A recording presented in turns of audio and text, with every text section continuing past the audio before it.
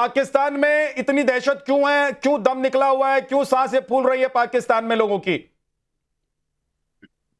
अच्छा देखें, इसका जवाब तो आपके पास खुद ही है। एक तो कभी आपके प्रधानमंत्री मोदी साहब तकरीर कर देते हैं, स्पीच कर देते हैं, सोमनाथ की बात कर देते हैं, उसके अंदर हिस्ट्री से लेकर अब तक की ऐसे ऐसे कलाबे मिला देते हैं। फिर उसी के साथ पता चलता है कि आपके एनएसए अजीत दोवल साहब ने भी तकरीर कर डाली है और उसके अंदर उन्होंने रिवेंज नहीं बल्कि अवेंज की बात कर दी है।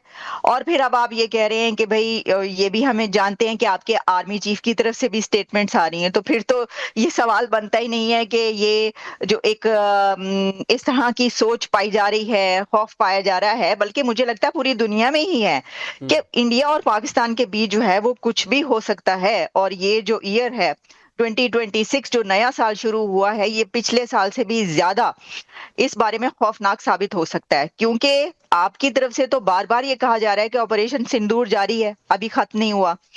तो इस पे तो फिर ये तो बात की जाएगी। और अभी देखिए, क्योंकि पाकिस्तान के अंदर ये हैं हालात जैसा कि आपने बताए कि दहशतगर्दी तो अपनी जगह पर है, लेकिन साथ में ये जानते हैं कि अफगानिस्तान के साथ भी रिलेशंस अच्छे नहीं जा रहे पाकिस्तान के। एक तो होता है ना कि चले अगर इंडिया की तरफ से ऐसी स्टेटमेंट्स आ रही हैं, या एक ये चीज जो है ये पाई जाती है कि उनका ऑपरेशन, वो बार बार कह रहे हैं कि ऑपरेशन सिंदूर जो है वो जारी है और अभी खत्म नहीं हुआ, तो आपके दूसरे बॉर्डर जो हैं वो काम एंड क्वाइट हो, वहां पर कोई प्रॉब्लम ना हो, आपके रिलेशंस बड़े अच्छे हों। लेकिन प्रॉब्लम ये है कि अफगानिस्तान से भी नहीं सही, वहां पे भी जो हालात हैं, फिर टीटीपी जैसे मुल्क के अंदर घुस घुस के करी है। और एक आखिरी बात, अगर इसके अंदर वो कहते हैं ना कि एक आखिरी कील ठोंक दे, तो मैं देख रही थी कि जो औरंगजेब साहब जो फाइनेंस मिनिस्टर हैं, उन्होंने ये कहा कि ये सच है कि कुछ कंपनियां और जो फर्म्स हैं वो मुल्क छोड़ के जा रही हैं।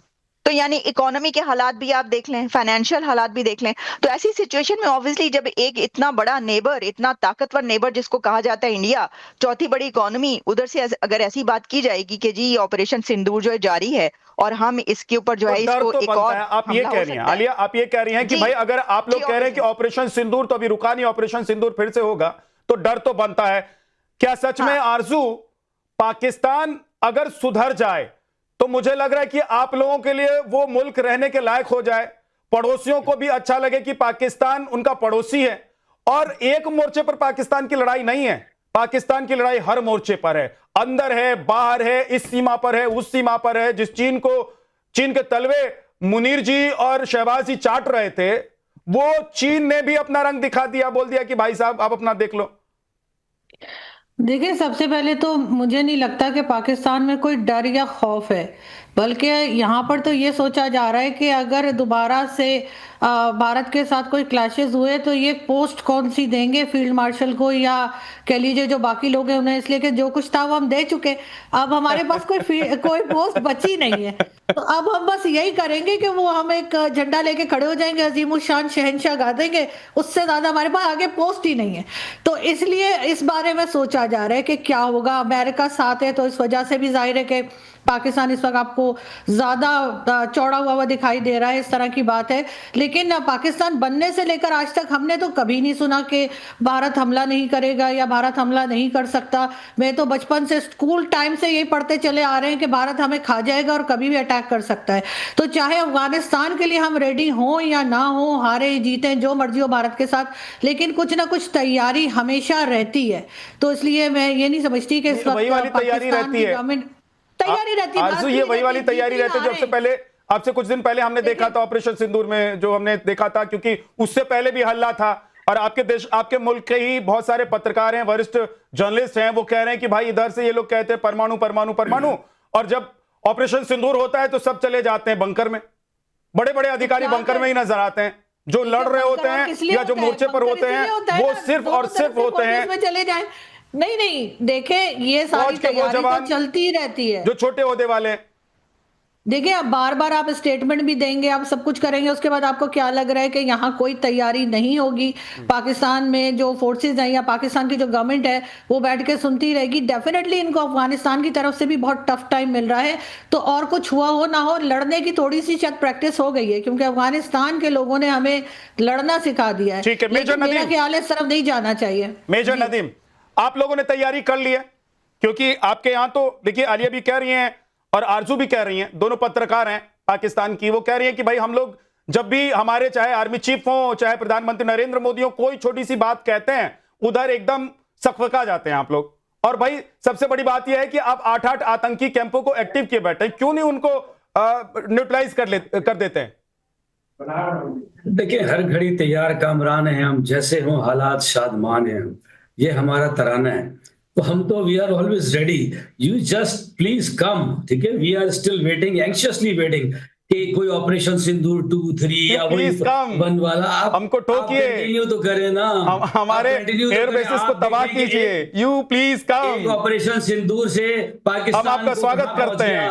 आज अमेरिका ने आपको उठा के फेंक दिया, चाइना हमारे ये अच्छा लगा मुझे सुन के, साथ ये अच्छा लगा मुझे सुन के। हो गए, अब आपके पास जो है वजिया भी हंस रही हैं, ये अच्छा लगा मुझे सुन के, सच में कह रहा हूं मेजर नदीम, आपकी ये बात अच्छी लगी सुन के कि प्लीज आइए, हम तो तैयार बैठे हैं, जैसे हमको पहले कूटा है फिर से कूट कर जाइए, आइए, हम तो बेशरम है, हमको फर्क ही नहीं पड़ता है, हम तो कहेंगे कि परमाणु परमाणु परमाणु शक्ति है, और जब आप हमको मारेंगे तो हम बिल में चुप जाएंगे, हम चले जाएंगे बंकर में। कर्नल दिनेश नैन, क्या पाकिस्तान का ट्रीटमेंट होने वाला है? और ये जो इशारे मिल रहे हैं, इन इशारों की वजह से पाकिस्तान का हैरान होना, परेशान होना, दम निकलना, सांसें फूलना, आलिया कह रही है कि कौन सी बड़ी बात है, ये तो हो ही रहा है, आरजू भी कह रही है।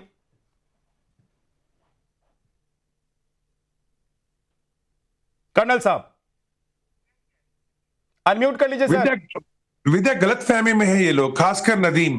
देखिए, जब नदीम ने अभी कहा ना आ जाओ आ जाओ, तो सभी जितने भी लोग बैठे हैं यहाँ पे, सबके सब पाकिस्तान से, सबके एकदम चौंक के बोले क्या बोल रहा है। खुद नदीम साहब अपनी हंसी नहीं रोक पा रहे थे जब ये कह रहे थे, तो वो अपनी हंसी नहीं रोक पा रहे थे। मैं बताता हूँ ये क्यों, समझदार लोग क्यों बोल रहे हैं ऐसा जी। क्योंकि विद्या बात ये थी कि अभी तक अमेरिका जो है पाकिस्तान को इस्तेमाल करने वाला था ईरान के अंदर, और अमेरिका की फोर्सेस जो है एक टेररिस्ट के खिलाफ की एक्सरसाइज के बहाने अभी पाकिस्तान और अमेरिकन फोर्सेस आपस में पाकिस्तान में एक्सरसाइज कर रही हैं।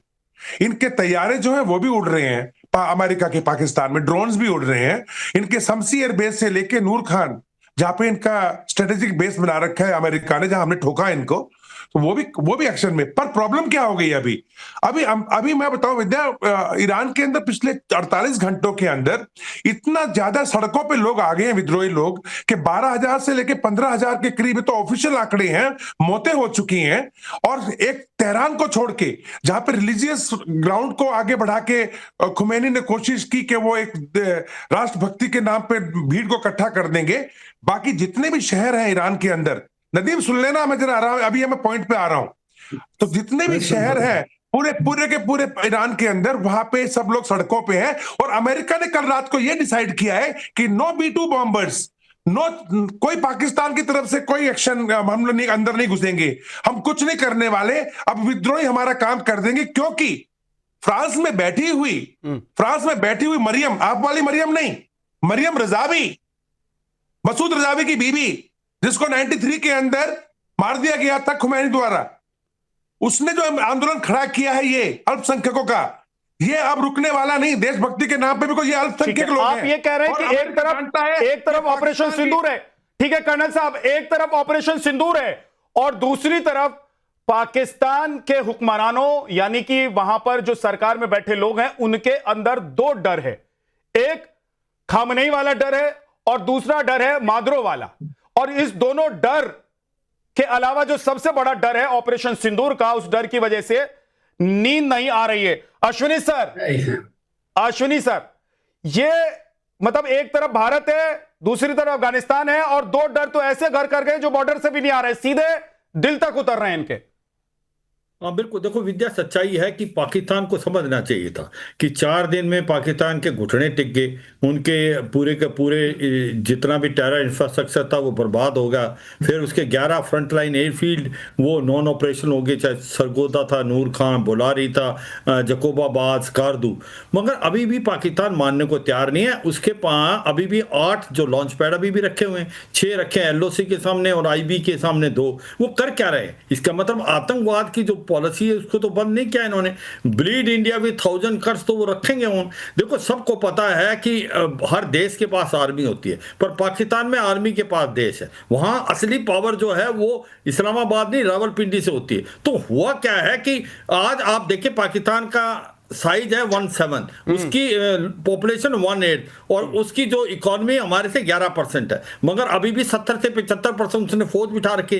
तो एक इमेजिनरी थ्रेट करते हैं ये अपने लोगों को डराने के लिए कि भाई भारत आके आपको खा जाएगा, जबकि उल्टी बात है कि पाकिस्तान आतंकवाद का साथ नहीं छोड़ रहा। आज पाकिस्तान में पॉलिटिकल इंस्टेबिलिटी, इकोनॉमिक क्राइसिस, आतंकवाद बढ़ रहा है। ये आतंकवाद किसी और ने तो पैदा किया नहीं, ये तो पाकिस्तान ने खुद ही किया। ये जो तहरीक-ए-तालिबान पाकिस्तान है ये तो पाकिस्तान के मदरसा में पैदा हुए हैं, ये कहीं और नहीं हुए। और आज अफगानिस्तान इनको इसलिए मार रहा है क्योंकि इन्होंने उसको धोखा दिया है। वो तो डूरन लाइन मानते नहीं। जो आपके एक पश्तून है वो दोनों तरफ के वो अफगानिस्तान में मिलना चाहते हैं शरिया लॉ। तो कहने का मतलब है पाकिस्तान को ये समझ आना चाहिए ऑपरेशन सिंदूर 1.0 ट्रेलर था, अभी पिक्चर बाकी है। अगर ये आतंकवाद का साथ नहीं छोड़ेंगे तो भारत इस बार घुस के बहुत बड़ा हमला करेगा। ये अगर इनको समझ आ जाती है तो ये बंद करेंगे। और मुझे लगता नहीं इनकी जो policy bleed India with 1000 cut उसमें कोई कमी आएगी।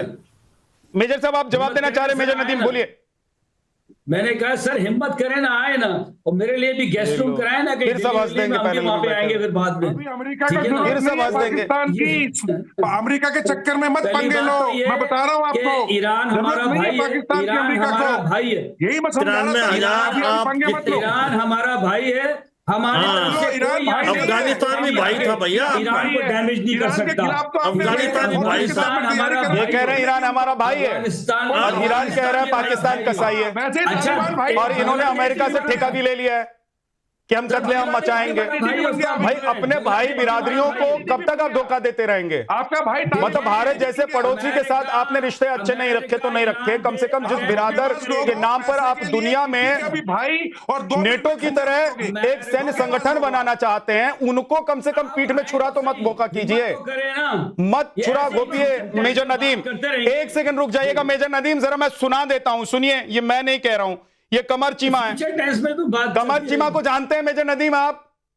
मेजर नदीम कमर चीमा को जानते हैं? जी जी जानते हैं कमर चीमा। अब सुन लीजिए, अब सुन लीजिए मेजर नदीम और वजिया, आपके पास आ रहा हूं, आप भी सुनिए। ये मैं नहीं कह रहा हूं। दरअसल जिस तरीके से इस वक्त पाकिस्तान में हालात हैं, उसके बाद वहां के लोग, वहां के जो विशेषज्ञ हैं वो क्या कह रहे हैं वो मैं जरा बताना चाहता हूं, सुनाना चाहता हूं। कमर चीमा साहब कहते हैं कि आपको यह भी पता है कि पाकिस्तान की न्यूक्लियर डॉक्ट्रिन क्या है, सवाल उठाते हुए वो कहते हैं कि जो भी ऑफिशियल अनऑफिशियल है, ऑफिशियल तो कोई नहीं, अनऑफिशियल ही है। सुन लीजिए आगे, वो कहते हैं कि अगर हमारी टेरिटरी कब्जा करेंगे, हमारे लोगों को मारेंगे, हमारी फौज को मारेंगे, हमें इकोनॉमिकली डिस्टर्ब करने की कोशिश करेंगे, तो हम इंडिया पर क्या कर सकते हैं, क्या चला सकते हैं? सब कुछ चला देंगे, क्या मिलेगा? ये आपके ही आके लोग कह रहे हैं। इसीलिए मैंने सबसे पहले आलिया से सवाल पूछा था कि पाकिस्तान में इतना डर क्यों है। वजिया सईद, देखिए पाकिस्तान में बिल्कुल कोई डर नहीं है, और मैं मेजर साहब की बात को जो है ना, मैं आपके लिए ताली बजाना चाहता हूं। मैं वजिया पहले आपके लिए मैं भी ताली बजाना चाहता हूं। आलिया, आरजू और पैनल में बैठे हुए जितने लोग हैं, मैं कहूंगा सब एक बार वजिया के लिए ताली बजा दीजिए, क्योंकि डर के साए में बैठे होने के बावजूद अगर कोई पाकिस्तानी महिला कह रही है कि यहाँ पर कोई डर नहीं है तो वो शाबाशी के काबिल है।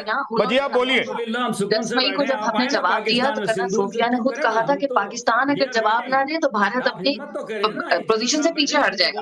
तो डरा कौन? हम तो नहीं डरे, हमने तो 3-4 दिन आपके ड्रोन अटैक्स देखते रहे। मेजर नदीम मुझे एक बार में एक ही सिर्फ अभी वजिया सईद बोलेंगे बंकर के अंदर। देखिए मैं आपको ये कह रही हूँ कि हमें बिल्कुल कोई डर नहीं है, और जो आप कह रहे हैं ना, आप जरूर तशरीफ लाए, हमला करें, जहां से मर्जी करें। आपने प्रेस कॉन्फ्रेंस सुन ली, तो ऐसे कह रहे हैं जैसे आपने वहां लंच और डिनर का इंतजाम कर रखा है। भैया आप तो ऐसे कह रही हैं जैसे वहां आपने लंच और डिनर का इंतजाम कर रखा है। आपने वहां आतंकियों को बसा रखा है। 8 कैंप आपके एक्टिव हैं। हमारे आर्मी चीफ ने बोला है कि 8 कैंप आइडेंटिफाइड है, और जब मन करेगा तब ऑपरेशन सिंदूर फिर से ओपन कर देंगे। तो करें ना, देर किस बात की है? पिछले बार सिंदूर आपने चलाया था, भाग गए थे, खड़े होते हैं ना, क्यों नहीं किए? क्यों गए आप लोग ट्रंप के पास? क्यों गए आप लोग अमेरिका के पास कि जंग बंद कराओ? वजीर आप ये आपके बताएं कि पीएम ने क्या जरदारी कहना, ने एक सेकंड कहा रुक जाइएगा, एक एक करके बोलिएगा। दिनेश रैन साहब प्लीज एक एक करके बोलिएगा। वजिया, आपके मुल्क के आपके प्रधानमंत्री ने क्या कहा, क्या कबूला, ये आप एक बार बता दीजिए दुनिया को कि ऑपरेशन सिंदूर में क्या उन्होंने हुआ। यही कहा कि भारत आओगे तो मजा चखोगे। और दूसरी बात ये कि जो कुछ लोग यहाँ पर आपके साथ बैठे हुए हैं ना, जो कह रहे हैं अच्छा, कि पाकिस्तान मैं की बताता इकोनॉमी हूं। का इशू है, तो यकीनन चलिए आप नहीं इकोनॉमी बताएंगे, का इशू है। आलिया बता देंगी। आलिया एक बार बता दीजिए कैसे डर के मारे भारत को गिड़गिड़ाकर फोन किया गया, कहा गया कि भैया छोड़ दो, माफ कर दो, कितना तोड़ोगे भाई, नहीं, हम कोई टूट पड़े हैं हम लोग, हम लोग तो मर रहे हैं, मरते हुए मुल्क को कितना मारोगे, जितना मारना था आतंकी सबको आप लोगों ने निपटा दिया है, जितने अड्डे आप लोगों के निशाने पर थे, और साथ ही साथ कुछ हमारे ऐसे एयर बेसिस भी निपटा दिए हैं जिनको हम आतंकियों के लिए खोलकर बैठे हुए थे। आलिया जरा बताइए कि क्या कहा। भजिया सुनिए, प्लीज सुनिए।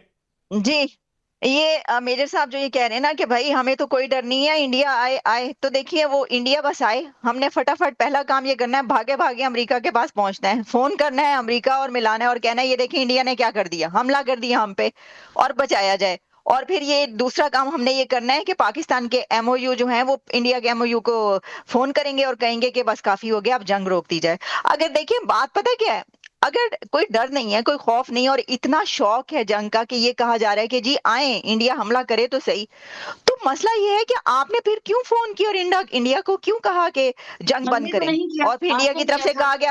अच्छा आप ये पढ़ लें, आप एक दफा ये जाके पढ़ लें कि किसके एमओयू ने किसको फोन किया है। इंडिया ने आपको कॉल नहीं किया था ऑपरेशन सिंदूर के बाद, जब आपकी बात हुई है सबसे पहले आपने कॉल की अमेरिका, सबसे पहले आपने कॉल की अमेरिका और उसकी दूसरी कॉल आपने की है और दूसरी कॉल आपके एमओयू ने की है इंडिया के एमओयू को। तो बात यह है कि देखिए होना तो फिर यही है ना, इंडिया ने जब हमला करना है तो सबसे पहले अमेरिका कॉल सही जवाब दीजिए, उसके बाद इंडिया कॉल। मेरे को तो काउंटर करने की जरूरत ही नहीं है, एक्सपर्ट्स उधर ही बैठे हुए हैं जो आप लोगों को बता रहे हैं, आप लोगों का ज्ञान बढ़ा रहे हैं, आप लोगों के चक्षु खोल रहे हैं। बिठाए हुए हैं। आपको याद होना चाहिए कि जब भी एक मुल्क दूसरे मुल्क के साथ जब कोई कंडीशंस होती हैं तो दोनों के जो मिलिट्री जो होते हैं, जो इनके एक दूसरे के साथ कमांडर्स होते हैं, वो एक दूसरे के साथ राब्ते में रहते हैं। पाकिस्तान और इंडिया के भी ये लोग जो है हमेशा राब्ते में होते हैं एक दूसरे के साथ। और दूसरी बात मैं आपको एक और चीज बता दूं कि पाकिस्तान ने इंडिया को एस्टैब्लिश बात है कि ऑपरेशन सिंदूर के वक्त आपने राब्ता किया उनसे, इंडिया से, इंडिया ने आपको कॉल नहीं किया, आपने आपके एमओयू ने इंडिया के एमओयू से राब्ता किया, आपने अमेरिका को कॉल की, उन्होंने इंडिया ने अमेरिका को कॉल नहीं की, इंडिया ने अमेरिका को कॉल नहीं की थी, आपने कॉल की थी ना। तो फिर जब इतना शौक है वॉर का, देखिए पहली बात, you are forgetting something Alia, you are forgetting something. No, I'm not forgetting. You have to rectify your research. Pakistan ने कॉल किया, पाकिस्तान ने कॉल एक करके वजिया एक बार वो बोल लेती हैं आलिया शाह, उसके बाद आप जवाब दे दीजिए। हाँ आलिया कंप्लीट कीजिए। ये आपको अब ये तो सबके सामने सबको मालूम है ये बात, मुझे नहीं पता कि आप ऐसा क्यों कह रही हैं, ये आपको नहीं पता। जो कॉल गई अमेरिका, जो कॉल की गई वो पाकिस्तान की तरफ से की गई, और उसके बाद जंग रुकवाने के लिए जो पहली कॉल इंडिया की गई वो भी पाकिस्तान की तरफ से इंडिया को कॉल किया गया। इंडिया ने आपको मैं भी पढ़ के सुना दूंगा, लेकिन उससे पहले बजिया सईद आप जवाब देना चाहती हैं, आप बोल लीजिए। जी, मैं आपको ये कह रही हूँ कि पाकिस्तान ने जंग रुकवाने के लिए कोई कॉल नहीं की, इंडिया ने ट्रंप से राब्ता किया, Trump has already said it many times. और दूसरी बात ये है कि पाकिस्तान ने यूनाइटेड नेशंस के चार्टर 51 के तहत यूनाइटेड नेशंस को भी जो है सिक्योरिटी काउंसिल को भी इन्फॉर्म किया कि we are going to respond Indian attack. और ये बात जो है अभी सिक्योरिटी काउंसिल की तरफ से जो रिपोर्ट जारी हुई है उसमें भी कहा गया कि इंडिया ने ये चीजें जो है बगैर किसी को बताए कि एक मुल्क की एक सॉवरेन कंट्री के ऊपर हमला किया, लेकिन पाकिस्तान ने रिस्पॉन्ड करने से पहले इंडिया को आगाह किया और इंडिया को भी बताया। अब सुनिए ना, मैं अब सुनिए एक सेकंड सुन लीजिए, अब दोनों मोहतरमा एक मिनट शांत हो जाइए। मैं सुन के पढ़ के सुना देता हूं आप लोगों को कि HIAA यानी कि Hungarian institute of international affairs की रिपोर्ट क्या है, इंटरनेशनल एक रिपोर्ट है, सुन लीजिए ना नदीम साहब, सुनिए ना सर। हेलो साहब, यहां तो मैं आपको सुन रहा हूं, मौका भी दे रहा हूं, उधर बॉर्डर पर मिलता नहीं है, उधर ठाए खत्म, टाटा बाय बाय चलता है। सर रुकिए, मेजर नदीम आप बॉर्डर के उस पार से फायरिंग करने की कोशिश मत कीजिए, इधर से ब्रह्मास्त्र चल जाएगा। आप मान के बैठिए, समझ लीजिए बात को, इसलिए थोड़ा सा धैर्य रखिए, सुन लीजिए, सुनिए, मैं रिपोर्ट सुना रहा हूं सर, प्लीज। उसके बाद आरजू काजमी स्माइल कर रही हैं, मुझे लगता है उनके पास भी ऐसी 2-4 रिपोर्टें होंगी, वो पढ़ के सुना देंगी, आप लोगों के मुंह पर पढ़कर मारेंगी। सुनिए, इस रिपोर्ट के मुताबिक ऑपरेशन सिंदूर में भारत के हमले के बाद पाकिस्तान कोई भी प्रभावी कार्रवाई नहीं कर पाया। दूसरी तरफ भारत ने दिखाया कि वो पाकिस्तान के भीतर बहुत अंदर बने अहम मिलिट्री ठिकानों को निशाना बनाने में सक्षम है। तीसरी बात, रिपोर्ट में यह भी दावा है कि भारत के हमलों में सटीकता थी, यानी कि पिन पॉइंट अटैक किया गया था। इसके बाद ऑपरेशन सिंदूर का एनालिसिस करने के लिए जब बैठे ये लोग, तो इन्होंने माना कि सैटेलाइट तस्वीरों का इस्तेमाल किया गया था, जिन्हें पब्लिक किया जा चुका है और पाकिस्तान में भी पब्लिक है, इसलिए मुझे दिखाने की जरूरत नहीं है। और साथ ही साथ ओपन रिसोर्स इंटेलिजेंस और ऑपरेशन सिंदूर के बाद वे तमाम अटकलों के आधार पर जो रिपोर्ट बनी है उसमें यह सब कुछ क्लियर है, शीशे की तरह, कि पाकिस्तान पिटा, भयानक पिटा।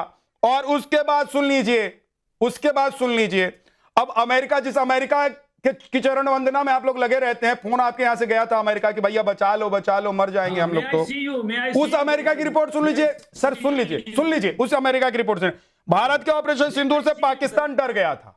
यह अमेरिका की रिपोर्ट है। पाकिस्तान ने संघर्ष रुकवाने के लिए 60 बार फोन किया, जो आलिया शेख कह रही हैं, 60 टाइम्स, 60 बार फोन किया। और पाकिस्तान ने अमेरिका में अपने डिप्लोमेट के जरिए लॉबिंग करवाई कि भाई हम फोन कर रहे हैं, कभी वो फोन नहीं उठा रहे हैं, और फोन उठा रहे तो बात नहीं करा रहे हैं, प्लीज जाओ, भाग के जाओ। और पाकिस्तान किसी भी तरह भारत से युद्ध रुकवाने के लिए मर रहा था। आरजू, आप स्माइल क्यों कर रही हैं? क्या जो मैं रिपोर्ट पढ़ रहा हूं ये गलत है? मुझे तो खैर आदत है स्माइल करने की, मैं इसलिए कर रही हूँ, लेकिन ये जरूर है कि जो आप अगर ऑपरेशन सिंदूर 2 करते हैं और आप जिन लोगों के नाम लेते हैं जो टेररिस्ट यहाँ पे बताए जाते हैं, मसूद अजहर हो गया, हाफिज सईद हो गया, बिल्कुल, तो प्लीज उनको मार के जाइएगा ना आप लोग। उनको, उनके अलावा पता नहीं कहाँ पे निशाने बना के निकल जाते हैं। इतना तो खराब निशान है, वो अभी भी इधर ही दंदनाता घूम रहा है मसूद अजहर। तो इसलिए कम से कम प्लान तो किया करे ना, कि मतलब ठीक से प्लान किया करे कि वो कहाँ है, कहाँ नहीं है। मैं बता देता हूँ आरजू, आप बिल्कुल, आप जो कह रही है ना, आप जो कह रही है ना, दिक्कत ये है कि जैसे ही हम लोगों का अटैक शुरू होता है ना, तो मुनीर साहब क्या करते हैं, हाफिज सईद और वहां के जितने आतंकी सरगना है सबको अपने ही बिल में लेकर चले जाते हैं। तो अब भारत के पास एक ही ऑप्शन बचता है, बताइए उस ऑपरेशन को अंजाम दे दें, उस ऑपरेशन को अंजाम दे दें क्या आरजू? बताइए उस ऑपरेशन को अंजाम, आप कहिए कि भैया हम लोगों को मुनीर नहीं चाहिए, आप कहिए हम लोगों को शहबाज नहीं चाहिए।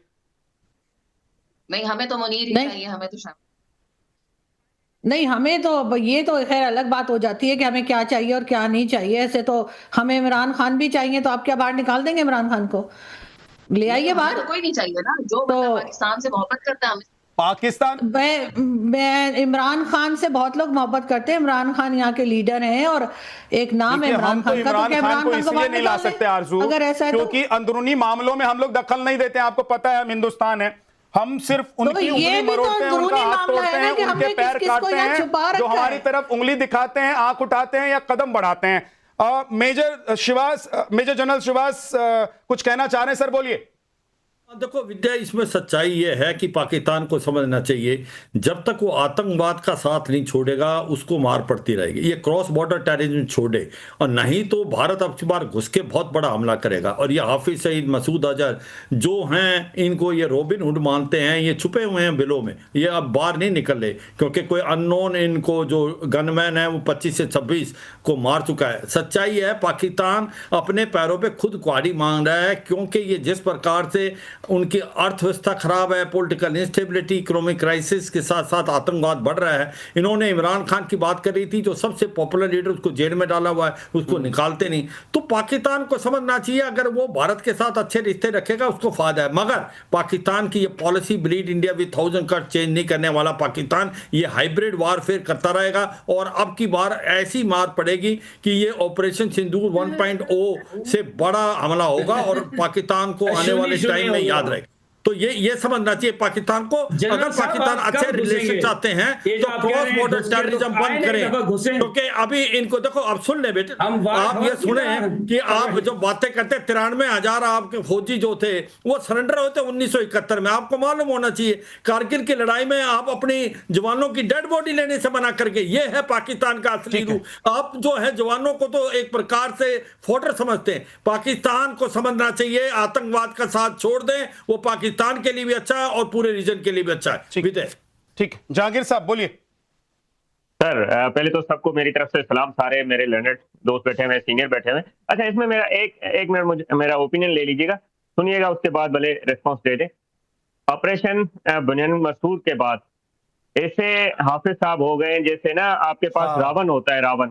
बीजेपी वाले इंडियन जो फौजी हैं वो सोते हैं, अपने बच्चों को सुलाते हैं, भाई सो जाओ, अदरवाइज जो है हाफिज मुनीर साहब आ जाएंगे। तो इंडिया में माशाल्लाह, सिर्फ इंडिया में नहीं, all over the world army chief ऐसे हो गए। अच्छा सुनिएगा, अभी तो इंडिया की सर मैं आपको बड़ा वो सर बड़ी मेहरबानी। इसके बाद सुनिएगा, आपने कहा था लंच वगैरह कराइएगा। अच्छा एक मिनट सुन लेना। हाँ, अच्छा लंच वगैरह कराएगा। हमारी तो चाय इतनी मशहूर है कि आपका जो मैं तो सोच रहा था कि नदीम साहब भी कॉमेडियन है, आप भी कॉमेडी बढ़िया कर सर। तो वो अभिनंदन से भी पूछिए कि हम चाय कितनी अच्छी बनाते हैं और दूध पत्ती बड़ी प्यारी हम जो है चपाल टी यूज करते हैं। तो आए लंच करके जाए। और अभी जो है आपकी स्थिति तो इतनी खराब है कि आपके जहाज गिर जाते हैं। अमेरिका की बिरयानी कैसी है? हम आपको वेज बिरयानी खिलाएंगे और मेरी बिरयानी कैसी है? मैं खुद बनाता हूँ, बड़ी अच्छी। जाकिर साहब, अमेरिका ने क्या पाले अमेरिका ने? छोड़े सर अमेरिका ने क्या पाले? वर्दी वाले क्या पाले बताओ जरा। बिरयानी कैसी लगी? सर एक मिनट और सुनो, ये अमेरिका कहता है कि अमेरिका ने रुकवाया है, अभी चाइना ने बोला है, ग्लोबल टाइम्स ने। चाइना कहता है, जाकिर साहब चाइना कह रहा है कि चाइना ने रुकवाई है ये लड़ाई। तो मुझे नदीम और चाइना और वजिया ये बता दो, ये नदीम, जहांगीर और वजिया ये बताएं कि ये चीन ने रुकवाई लड़ाई आपकी या अमेरिका ने रुकवाई है? ये आपके डीजीएमओ ने माफी मांगी है।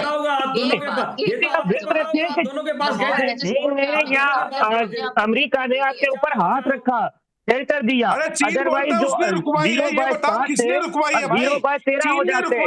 अरे नहीं जाकिर साहब ये बताओ, जिसकी दुनिया में वो घोटाला हो गई है ग्लोबल टाइम कह रहा है कि चीन ने लड़ाई रुकवाई थी सिंदूर, ऑपरेशन सिंदूर का। अमेरिका के डोनाल्ड ट्रंप कहते हैं मैंने रुकवाई है। तो आप ये बताओ, एक आपका हर ब्रदर है, एक के आप चमचे हो, किसने रुकवाई? क्लियर करो हमें, हम कंफ्यूज हैं, हम कंफ्यूज हैं। नेपाल छोड़ो, आप ये बताओ किसने लड़ाई रुकवाई थी? चाइना ने रुकवाई या अमेरिका ने रुकवाई? जाकिर साहब, चाइना ने रुकवाई थी लड़ाई या अमेरिका ने? ये तो बता दो, किससे चाइना को छोड़ दे, कोई एक कंट्री हो जो इंडिया को मानता हो कि हाँ भाई इसका जवाब दो ना यार। विद्यार्थी से जवाब मांगिएगा कि चीन ने लड़ाई रुकवाई थी या फिर अमेरिका ने? ग्लोबल टाइम्स कहता है कि उन्होंने चीन ने रुकवाई है। दुनिया के बताइए जाकिर साहब, किसने रुकवाई लड़ाई है? नदीम से पूछ लो, नहीं तो इसको नहीं पता होगा। मैं उनसे क्या जवाब मांगू? देखिए, उनकी फितरत ये है कि जहां भी पैर पकड़ सकते हैं, जहां भी बूट पॉलिश कर सकते हैं, जहां भी नाक रगड़ सकते हैं, रगड़ने के लिए पहुंच जाते हैं। क्यों? दिक्कत यह नहीं है कि एडवोकेट साहब कॉमेडी कर रहे हैं, दिक्कत यह भी नहीं है कि नदीम साहब कॉमेडी कर रहे हैं। इन लोगों के साथ दिक्कत यह है कि शहबाज कॉमेडी कर रहा है। इन लोगों के साथ दिक्कत यह है कि मुनीर जी कॉमेडी कर रहे हैं। इन लोगों के साथ दिक्कत यह है कि मोहतरमा मरियम कॉमेडी कर रही हैं। तो पूरे मुल्क में इतने सारे कॉमेडियन भरे पड़े हैं कि इनको यह नहीं समझ में आता है कि भाई देश के लिए रणनीति और नीति होती है, विदेश नीति होती है, और उस नीति के हिसाब से हमारा देश, हमारा मुल्क आगे बढ़ता है।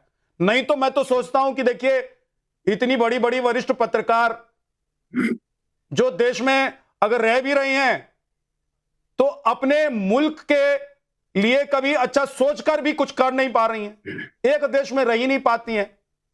बहुत सारे लोग नहीं रह पा रहे, मैं इन्हीं दोनों की बात नहीं कर रहा हूं। और जो अभी रह रहे हैं वो चाह रहे हैं कि किसी भी तरीके से यहां से निकल सकते हैं तो निकल जाएं।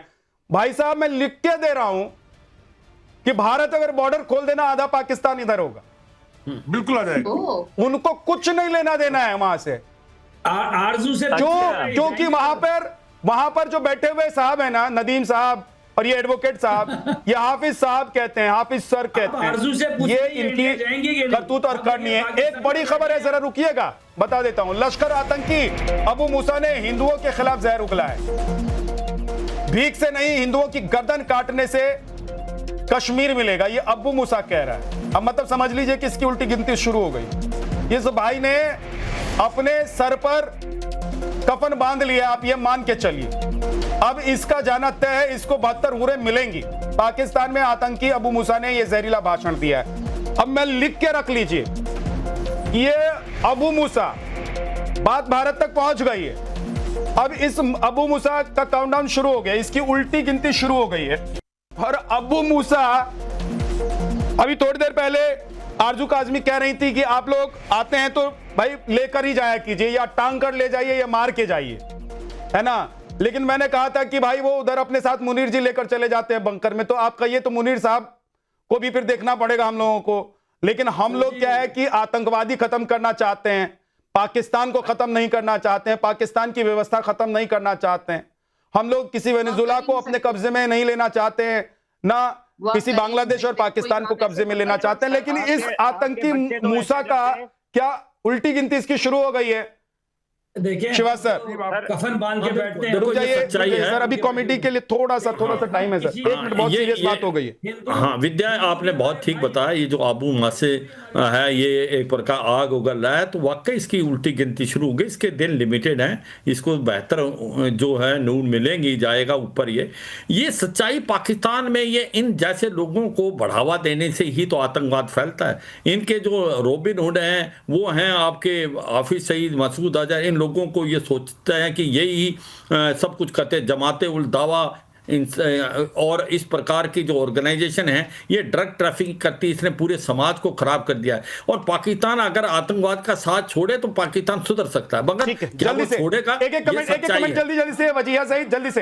आतंकवाद के हम खुद खिलाफ। देखिए, मैं आपको सिर्फ इतनी बात कहूंगी, मैंने आपका कॉमेडी शो देखा, मैं आपको एक सेकंड रुक जाइए, नदीम साहब रुक जाइए। देखिए, आपकी यहाँ की मोहतरमा बोल रही हैं, मैडम बोलिए प्लीज। देखिए बात सुनिए, मैं जो आपके जनरल साहब बैठे हैं, कर्नल साहब बैठे हैं, मैं उनको ये कहना चाहती हूँ कि हम आपसे इसलिए नहीं डरते।